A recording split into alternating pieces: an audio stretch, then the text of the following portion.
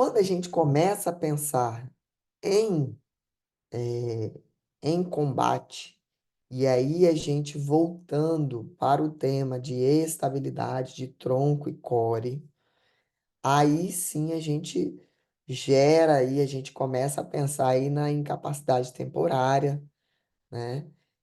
Com relação à região da cintura pélvica. Lembrem que algumas literaturas consideram toda a cintura pélvica como região de core, outras literaturas não. E aí sim é tema para a gente falar em instabilidade. Quando a gente pensa em incapacidade temporária pelo desmonte mecânico envolvendo a pelve, nós estamos pensando em alteração de estrutura óssea, nós estamos pensando em alteração de centro de gravidade, tá? Obviamente, tudo isso levado pelo impacto, né, do projetil, do projétil, com relação a onde ele está pegando no nosso corpo aí, na região pélvica. Mas por que a abordagem desse tema no nosso módulo aqui? A gente falou lá no início, gente, dessa estrutura aí da cintura pélvica, da qualidade e da composição óssea do osso pélvico, né? Lembra que eu contei para vocês sobre a diferença do osso external ser um osso mais esponjoso, né? O osso pélvico, ele tem uma característica esponjosa, porém ele é mais denso. Ele não tem tantos entrelaços quanto o osso external, que tem uma característica cartilaginosa. É, porém, ele é um osso com um formato como se fosse de uma asa. Então, impactá-lo gera a possibilidade, e por questões, né, de física, facilidade de fraturas, tá?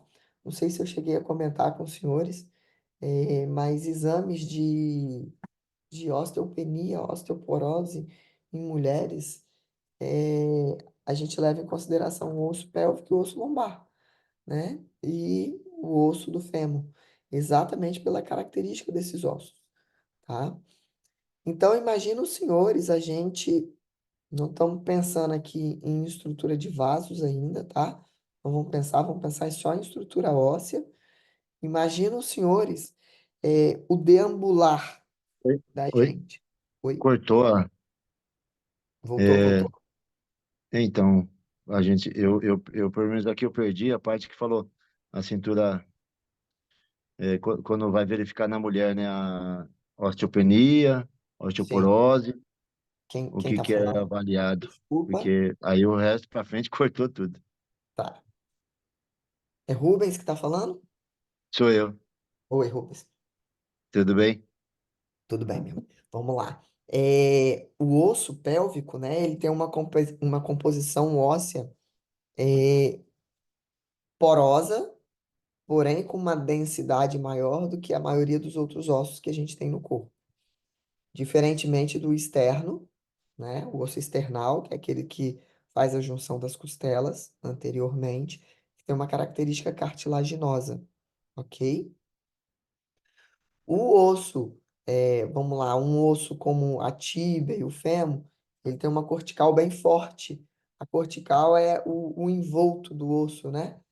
É, então, assim, quando a gente vai fazer exames de osteopenia, osteoporose, principalmente em mulheres, é utilizada a imagem do osso pélvico, o osso da cabeça do fêmur, que seria aqui, ó, tá? E os ossos da região lombar, das vértebras lombares, exatamente pela característica da composição óssea, tá? Então, assim, isso já é uma demonstração que essa é uma região com características ósseas diferentes das outras regiões do corpo, tá? Então, quando a gente pensa aí no desmonte mecânico, né, num tiro de entrevista aí, focando no desmonte mecânico, uma aproximação com o alvo, e a gente foca nessa região aí de cintura pélvica, né? primeiro passo que a gente tem que pensar é que ao atingir a estrutura pélvica óssea, é como se a gente estivesse atingindo uma asa, né? E a movimentação dessa asa, não sei se vocês se recordam que eu falei com vocês, que quando a gente movimenta a pelve, ou seja, uma perna à frente, o braço contralateral vai para trás. Então, se eu levo a perna direita à frente, o meu ombro esquerdo ele vai para trás. Esse é o movimento de dissociação de cinturas pélvicas, de cinturas, desculpa, pélvica e cintura escapular.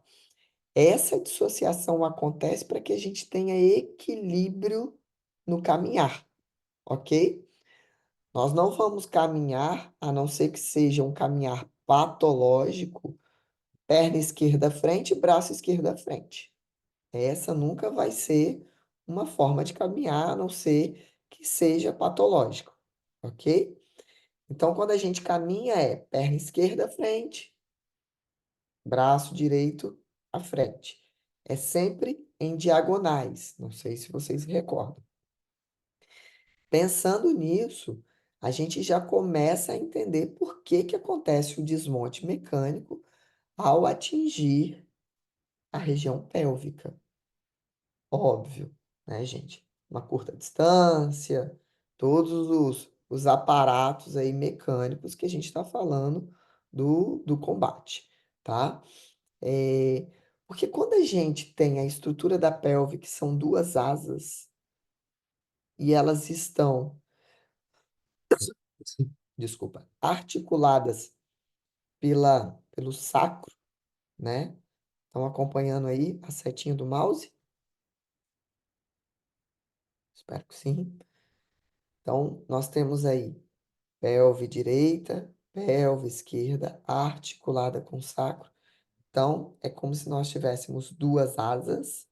Quando a gente tem um disparo atingindo uma dessas asas, eu vou usar esse nome para que a gente entenda aqui, o movimento que a gente tem é de posteriorização, né? Então, se a gente tem a posteriorização dessa pelve, né, unilateral, não é uma posteriorização conjunta, eu sim tenho uma movimentação do meu centro de gravidade, que normalmente está aqui, ó, nessa região aqui, próxima à região do umbigo, ok?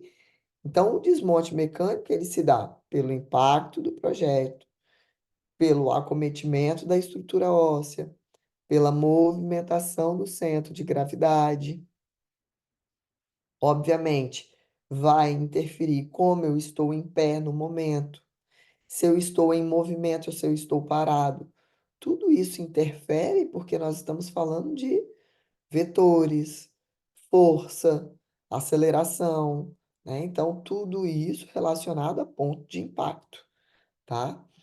Então, a incapacitação temporária, ela acontece exatamente por isso. Obviamente, a incapacidade temporária na região pélvica pode evoluir para uma incapacidade permanente a partir do momento que eu atinja aí um grosso vaso e eu não consiga fazer, né, a contenção dessa hemorragia, como por exemplo, uma artéria femoral, né? Então, o desmonte mecânico, a incapacidade temporária pélvica, ela pode evoluir sim para uma incapacidade permanente.